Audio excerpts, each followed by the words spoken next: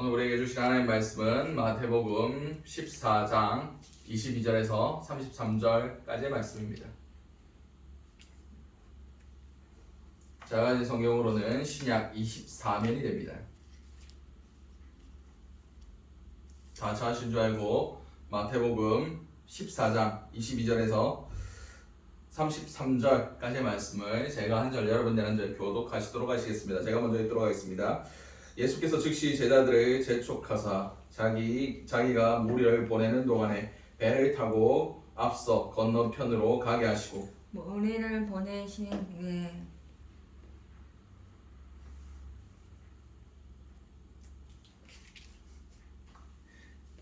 기도하러 따로 산에 올라가시니라. 저 물매에 거기 혼자 계시더니 배가 이미 육지에서 술이나 떠나서 바람을 거스름으로 물결로 말미암아 고난을 당하더라. 밤사경에 예수께서 바다 위로 걸어서 제자들에게 오시니 제자들이 그가 바다 위로 걸어오심을 보고 놀라 유령이라 하며 무서워하여 소리 지르거늘 예수께서 즉시 이르시되 안심하라 내니 두려워하지 말라. 베드로가 대답하여 이르되 주여 만일 주님이시거든 나를 명하사 물 위로 오라 하소서 하니 오라 하시니 베드로가 배에서 내려 물 위로 걸어서 예수께로 가되 바람을 보고 무서워 빠져가는지라 소리질러 이르되 주여 나를 구원하소서 하니 예수께서 즉시 손을 내밀어 그를 붙잡으시며 이르시되 믿음이 작은 자여 왜 의심하였느냐 하시고 배에 함께 오르매 바람이 그치는지라.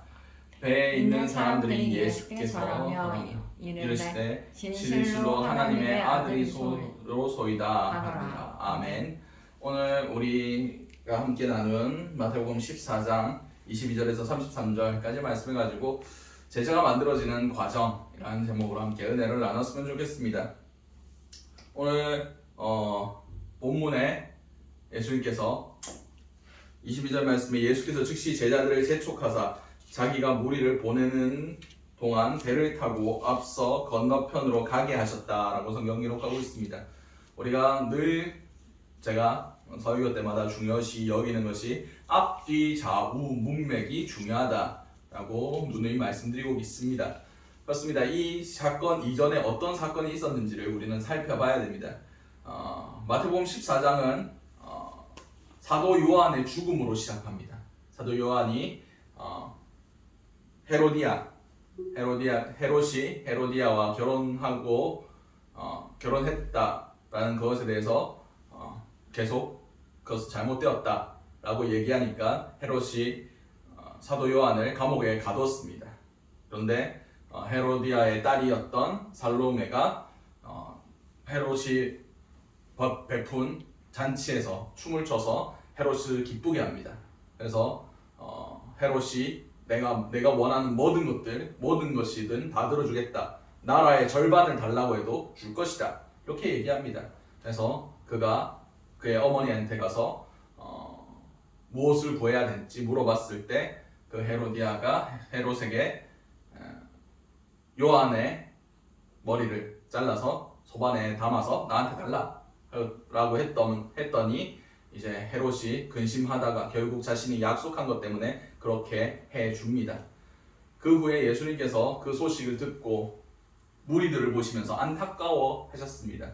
그리고 그들을 향하여 하나님의 말씀들을 가르치시고 병든 자들을 고쳐주시는 그런 기적 이후에 그들을 불쌍히 여기시며 그들에게 오병이어의 기적을 일으켜 주십니다.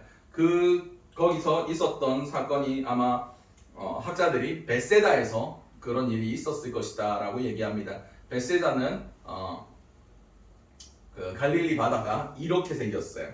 이렇게 길쭉하게 생겼는데 여기서 북동쪽에서 벳세다가 있습니다. 그래서 좀 옆으로 가면 유대 광야가 나오고 그 벳세다 지역에서 이 오병이어의 기적을 일으키셨다라고 학자들이 이야기하고 거기서 오병이어 기념 교회나 그런 것들이 유적지들이 남아 있습니다. 아무튼 그곳에서 그 오병이어의 기적을 일으켰더니 사람들이 어떻게 반응했습니까? 다른 마태복음에는 기록되어 있지 않지만 다른 본문에 보면 사람들이 예수님을 잡아서 자신들의 왕으로 삼으려고 했습니다. 사람들이 자신의 먹을 것을 해결해 주는 예수님을 보고 야, 이 부분을 따라다니면 우리가 먹을 문제, 먹고 마시는 이 땅의 삶의 문제에 대해서 걱정 안 해도 되겠다 라고 무리들이 판단을 해서 예수님을 자신들의 왕으로 삼으려고 했다는 것을 성경에서 우리가 찾아볼 수 있습니다.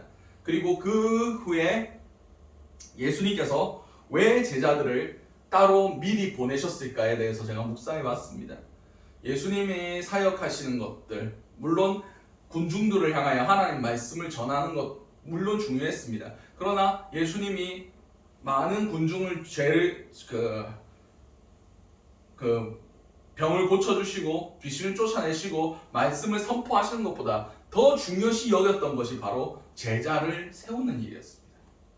오늘 본문의 말씀을 제자가 만들어지는 과정이라고 제가 정한 것은 예수님께서 이 제자들을 세우기 위해서 얼마나 큰 공을 들이셨는지를 오늘 본문을 통해서 알 수 있기 때문입니다.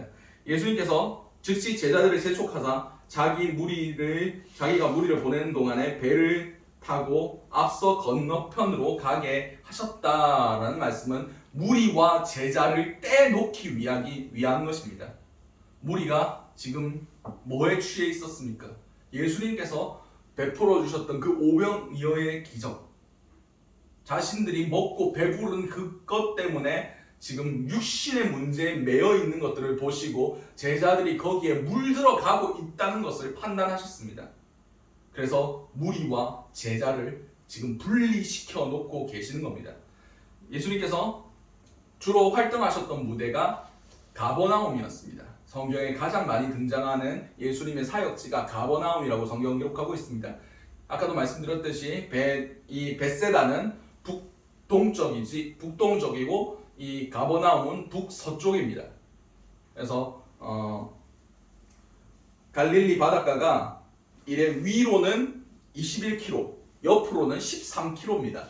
근데 이게 최고로 멀리 떨어진 부분이 13km지 벳세다에서 가버나움까지는 별로 안 걸립니다.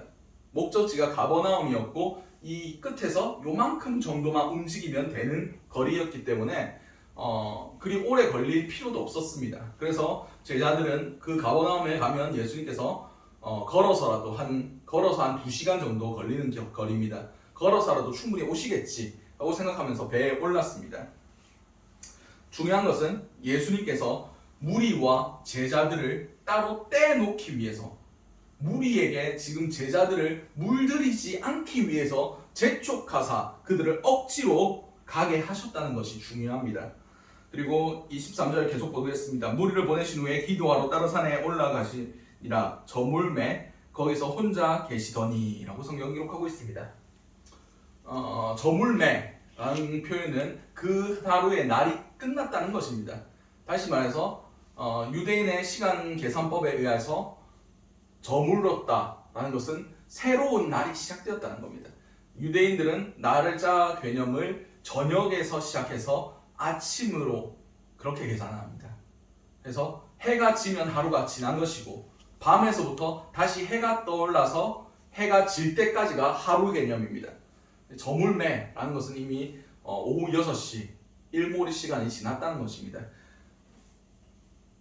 예수님께서 산에 오르셔서 무슨 기도를 하셨을까요? 저는 이 기도에 대해서 많은 생각을 해봤습니다. 우선은 군중에 대한 안타까움이 있었을 겁니다.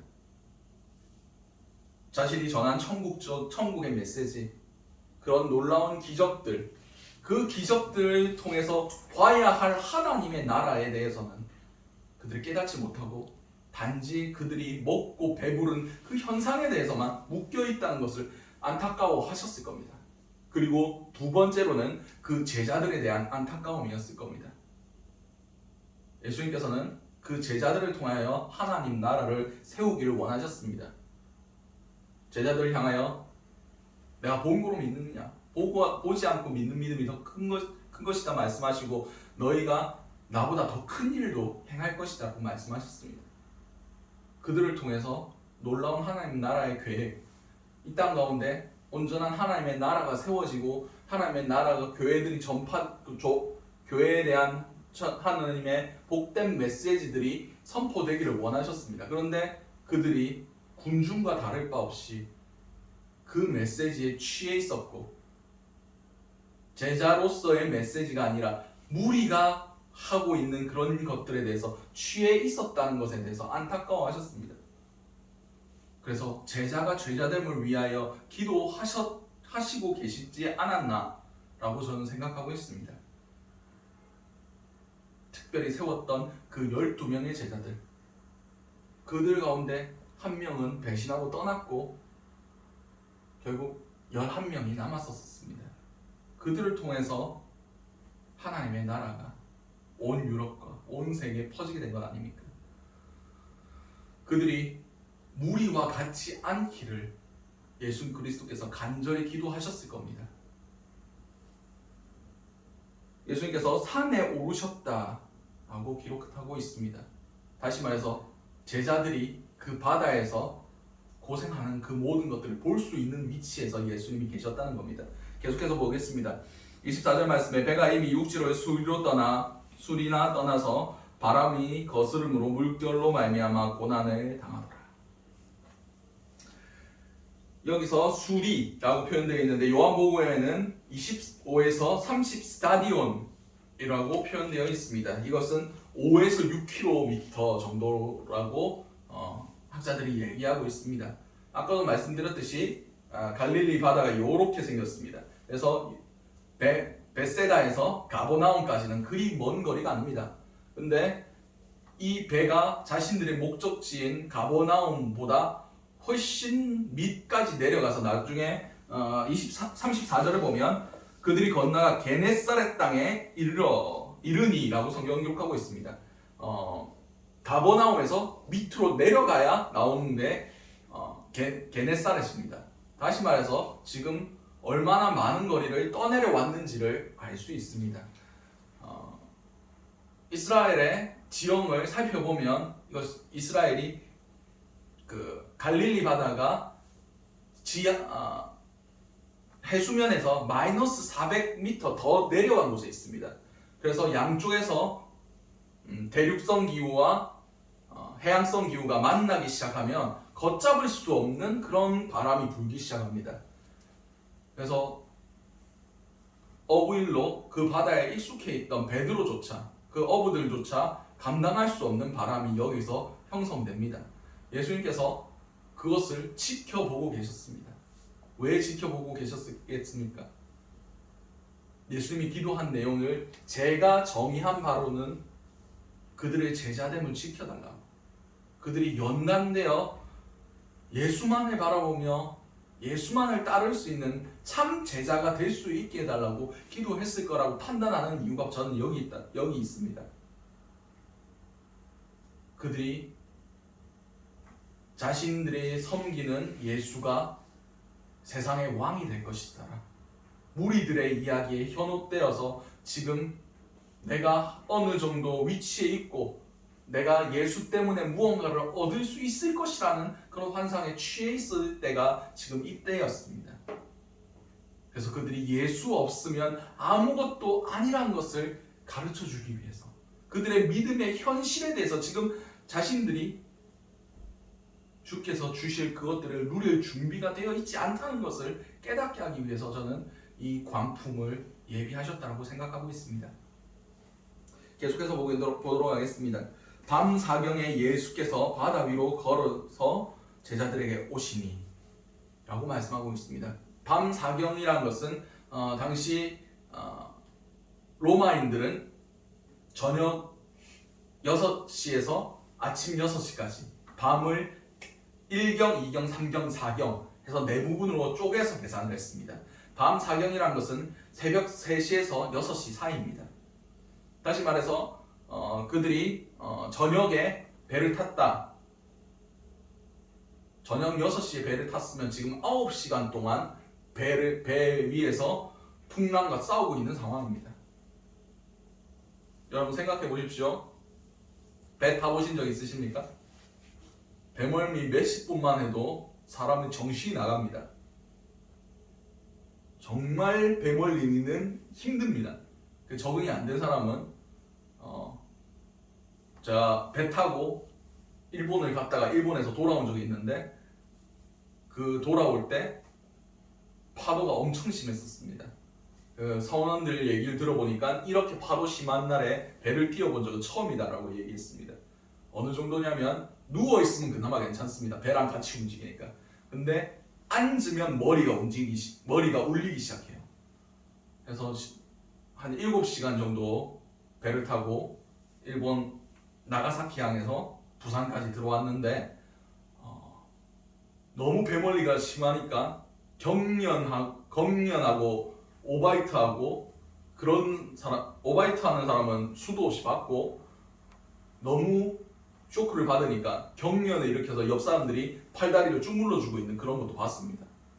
그렇듯 이 커다란 크루즈도 그만큼 흔들리는데 작은 조각배는 얼마나 심했겠습니까? 그들은 9시간 동안 이 혹독한 광풍 가운데 아마 제정신이 아니었을 겁니다. 계속해서 보겠습니다. 26절 말씀에 제자들이 그가 바다 위로 걸어오심을 보고 놀라 유령이라 하며 무서워하여 소리 지르거늘 떴습니다. 9시간 동안 그 파도에 작은 조각배에 의지해서 그렇게 되면 그렇게 휘말리다 보면 이런 말이 나올 수밖에 없습니다. 제정신이 아니었기 때문에. 예수님께서 이것을 통해서 그들에게 무엇을 말씀하고 싶었을까요? 너희가 이렇게 연약한 존재라는 것. 자신의 한계에 대해서 절감해보지 않고 자신이 죄인일 뿐이라는 것을 깨닫지 않고서는 우리는 제자가 될 수 없습니다. 첫 번째로 말씀드렸던 게 뭡니까? 무리와 군중과 구별되어 있어야 된다는 겁니다. 두 번째는 우리의 연약함을 우리가 예수 없이는 아무것도 아닌 존재라는 것을 깨달아 알아야 된다는 겁니다. 예수님께서는 그것을 위해서 지금 제자들이 순전해지기를 원하셨고 하나님께서 바람과 파도를 통해서 그 제자들을 다시 한번 너희가 제자로 부름받은 자들이다 것을 깨닫게 해주시는 과정이 저는 이 과정이라고 생각하고 있습니다. 계속해서 보겠습니다. 27절 말씀에 예수께서 즉시 이르시되 안심하라 내니 두려워하지 말라 라고 말씀해 주십니다. 여기서 즉시 이르셨다라고 말씀하십니다. 그리고 안심하라 라는 것은 번역이 약간 제대로 짚어내지 못했다고 생각합니다. 제대로 헬라어 원어에 대해서 직역하면 용기를 내라, 담대하라 라는 뜻입니다. 그리고 내니, 에고 에이미, 나는 무엇이다, 내가 나다, 내가 나라는 것을 의미하며 두려워하지 말라 라고 말씀하십니다. 이것은 무엇을 의미합니까? 그들이 두려워하고 있는 그 시간 가운데 즉시 예수께서 나타나셔서 담대하라, 상황이 아니라 내가 누구인지를 바로 인식해라, 예수가 누구인지를 바로 인식하라는 것을 명령하고 계신 겁니다. 우리는 예수를 누구로 인식하고 있습니까? 그냥 내 필요할 때만 도와주시는 분, 그리고 구원받을 때만 우리 죄를 사하여 주시는 그런 분, 그런 걸로 생각할 때가 너무나 많습니다. 우리의 필요를 채워주시는 분, 맞는 말입니다. 그러나 그게 다가 아닙니다. 예수는 주님이십니다. 우리 주권자이시고 그분이 곧 하나님이시라는 것을 우리는 알아야 됩니다. 우리가 겪고 있는 그 상황보다 더 큰 분이시라는 것을 우리는 알아야 된다는 겁니다. 예수를 바로 바라보는 시각이 모든 제자들에게 반드시 필요하다는 겁니다. 이것은 고난 가운데서만 바로 바라볼 수가 있습니다. 풍요의 시간대는 자신의 믿음이 좋은 줄 압니다. 예수님이 어떤 상황 가운데서도 우리와 함께 해주시고 그렇게 한다고 고백은 합니다. 평화로울 때는. 베드로도 아무 일도 없을 때는 예수님이 어디에서 죽을지언정 내가 죽을지언정 예수를 버리지 않겠다고 얘기했습니다. 아무 일 없을 때 무슨 말이든 할 수 있습니다. 그러나 고난 가운데 우리가 예수를 무엇이라 고백하는지 그것이 가장 중요하고 우리의 시각이 예수를 어떻게 바라보고 있는지 이것이 더 중요하다는 것을 우리는 알아야만 합니다. 그리고 베드로가 이렇게 얘기합니다. 베드로가 대답하여 이르되 주여 만일 주님이시거든 나를 명하사 물 위로 오라 하소서. 그렇습니다. 만일 예수님이 주님이시면 지금 이 상황이 나아졌습니까? 파도가 지금 잠잠해졌습니까? 아직 안 잠잠합니다. 아직 그들을 괴롭게 하고 있는 그 상황 가운데 만일 주님이시면 저 보고 이 물 위로 걷게 해달라고 할 수 있도록 내게 명령해 달라고 주님 명령하시면 내가 나아가겠다고 고백하고 있습니다. 이에 예수님께서 오라 라고 말씀하고 계십니다. 주님께서 원하시는 것은 현실을 뛰어넘는 믿음을 우리에게 우리가 그 믿음을 가지고 현실을 뛰어넘는 것을 예수님께서 보고 싶어 하십니다. 우리의 싸움은 무슨 싸움이라고 얘기합니까? 혈과 육의 싸움이 아니라 이 공중 권세 잡은 악한 영의 세력을 대적하는 것이라고 얘기하고 있습니다. 우리도 믿음의 여정을 가면서 제자의 길을 걸어가는 모든 사람들은 현실의 어려움을 당할 수밖에 없습니다.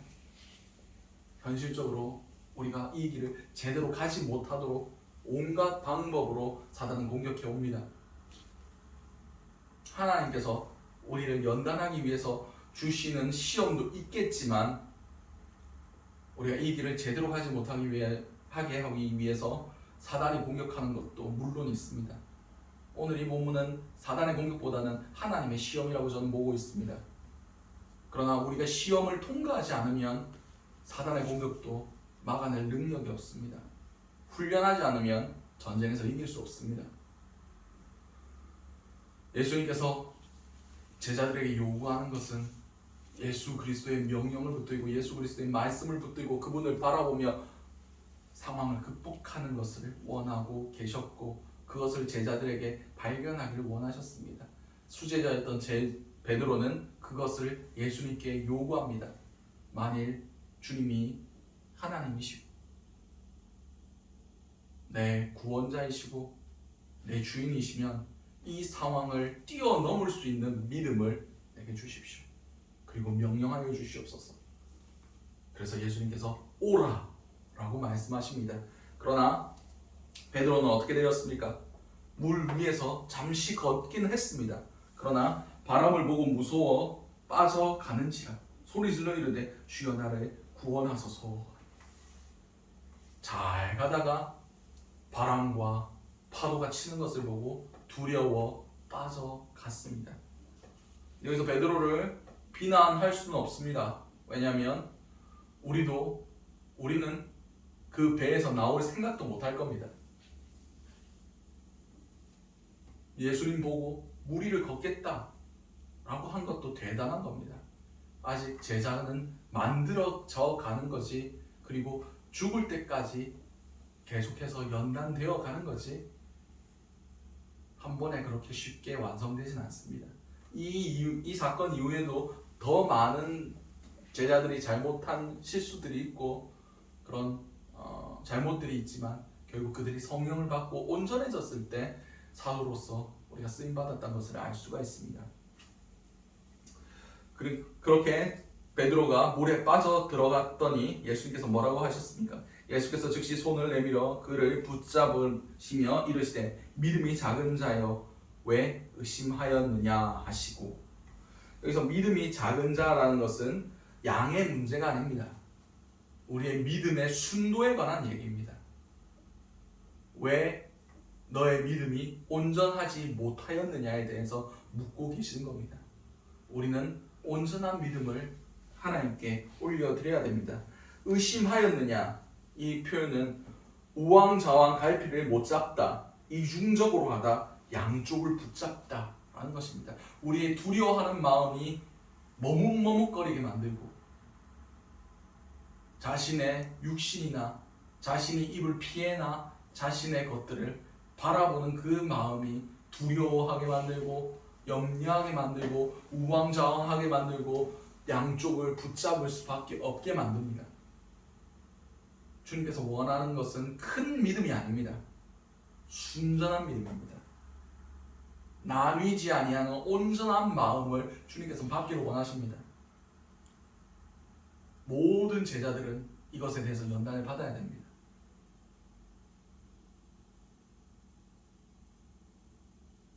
아브라함의 이야기도 우리가 알고 있습니다. 이삭을 바치라 라고 말씀하셨을 때 아브라함이 지체하지 않고 다음날 새벽 일찍 그 누구도 상의하지 않고 자신의 아들 이삭을 데리고 모리아 산으로 3일 길을 걸어서 올라갑니다. 그 후에 이삭을 번제로 바치려고 한 후에 하나님께서 이제 내가 나를 사랑하는 줄 내가 알았다 라고 말씀하십니다. 많은 믿음의 시험들이 있을 겁니다. 우리의 마음이 온전한지 순전한지를 하나님께서는 보고 싶어 하십니다. 근심하고 걱정하는 것, 나뉘어버리는 마음들 그 주님께서는 원하지 않으십니다. 크건 작건 온전함이 중요합니다. 믿음은 작은 것이라도 주님 아버지 앞에 올려드리는 것이 중요합니다. 우리는 겨자씨인 만한 믿음일지라도 산을 명하여 바다에 던지우라 하면 그대로 될 것이라고 말씀하고 계십니다. 그 믿음과 그 하나님의 통치가 우리 가운데 강력하게 임할 때 우리는 제자로서의 삶을 살아갈 수가 있습니다. 제자는 세상의 것들로 주님을 따르는 것이 아닙니다. 주님께서 가신 길을 그대로 걸어가는 사람이 제자입니다. 우리는 무리와 같지 않은지를 스스로 점검해 봐야 됩니다. 그냥 자신의 필요를 채워주시는 분, 자신 기적과 이적으로 그분을 내 왕으로 내 주로 삼으면 먹고 마시는 문제, 이 세상의 문제 다 해결될 것 같다. 어려운 일 있으면 그분께 헌금원은 적당히 드리고 적당히 예배드리고 그분만 믿습니다 하면 내 필요를 채워주실 것 같다. 그건 무리들이 하는 것입니다. 주님은 지금도 요구하고 계십니다. 제자들을 향하여 나를 따라오라. 나뉘어진 마음이 아니라 무리와 분리된 마음을 가지고 상황을 뛰어넘는 믿음을 가지고 예수를 닮은 자들로서 이 세상으로 나아가게 하는 그것을 요구하고 계십니다. 제자는 스승을 닮는 자입니다. 높아지려는 것이 아니라 낮아지며 세상 가운데 자신을 내어주는 자가 제자입니다. 그 모든 제자들이 어떻게 살았고 어떻게 죽었는지를 우리는 알고 있습니다. 그 모든 사람들이 자기 높아질 수 있는 그 모든 것들을 버리고 예수님을 닮아가는 모습으로 세상 가운데서 순교하며 복음을 위해서 자신의 모든 것들을 버렸습니다. 제자는 마땅히 그렇게 살아가는 자들입니다. 우리 가운데 제자를 꿈꾸는 마음이 있었으면 좋겠습니다. 내가 주님의 제자 되고 싶습니다. 내가 수많은 무리들과 다르기를 원합니다. 주님 나를 제자 삼아 주시옵소서. 풍랑 가운데 우리를 연단하여 주시옵소서. 순전한 믿음이 우리 가운데 있게 하여 주시옵소서. 우리가 이것을 기도해야 됩니다. 지금은 부족할 수도 있습니다. 제자들은 이 사건 이후에도 부족한 모습들을 계속 보였습니다. 최후의 최후까지 그들은 예수를 부인했고 부활하신 예수를 보면서도 의심하는 사람도 있었습니다. 그러나 그 모든 것들이 성령 안에서 확신으로 변할 때 그들은 복음을 위해서 순교하는 자들이 될 수 있었습니다. 우리도 제자 되길 원합니다. 예수님을 닮아가는 자가 제자이고 예수와 같은 길을 걸어가는 자가 제자입니다. 제자는 하루아침에 만들어지지 않습니다. 물론 주님께서는 그들을 제자로서 자격 없는 자들을 불러주셨습니다. 그리고 그들이 연단되어 갈 모습들, 그리고 완성되어 갈 모습들을 미리 보고 제자로 부르셨습니다. 그러나 그 안에서 연단되어지지 아니하고 그 안에서 다듬어지지 않은 자들은 제자의 길을 걸어갈 수가 없습니다. 제자 되기를 기도하시기 바랍니다. 세상의 무리들의 이야기에 속지 마시기 바랍니다. 너희는 그렇지 않을지니 라고 분명히 말씀하셨습니다. 우리는 세상과 다른 방법으로 살아가는 것입니다. 예수님의 가르침대로 살아가는 것입니다. 그것이 우리를 제자되게 할 것이고 그것이 우리를 주님의 뜻대로 살아갈 수 있게 하시고 우리를 통해서 하나님의 나라가 이루어지게 해 주실 겁니다. 이것을 믿고 의지하시며 기대와 소망함으로 우리의 제자됨을 놓고 기도하실 수 있는 저 여러분들이 되시기 바랍니다. 기도하시겠습니다. 사랑하나 충만하신 하나님 아버지 그대를 너무나 감사드립니다. 오늘 제자들을 어떻게 주님께서 제자로 만들어 가시는지에 대해서 보게 하심을 너무나 감사드립니다. 우리가 무리의 이야기에 휩쓸리지 않기를 원합니다. 세상과 구별되기를 원합니다. 주님, 우리가 무리가 되는 것보다 제자가 되는 길을 택하게 하여 주시고 그 제자가 됨을 위하여 훈련받고 연단받고 다듬어질 수 있는 그런 자들이 될 수 있길 원합니다. 그러면 통해서 우리가 예수를 바라보는 시각이 바뀌어지게 하시고 그 상황을 바라보는 시각이 바뀌어지게 하시고 그러면 통해서 우리가 주님의 가신 그 길을 함께 갈 수 있는 예수 닮은 제자들로 삼아 주시옵소서. 이 모든 것들이 살아계신 우리 주 예수 그리스도로 기도드렸습니다. 아멘.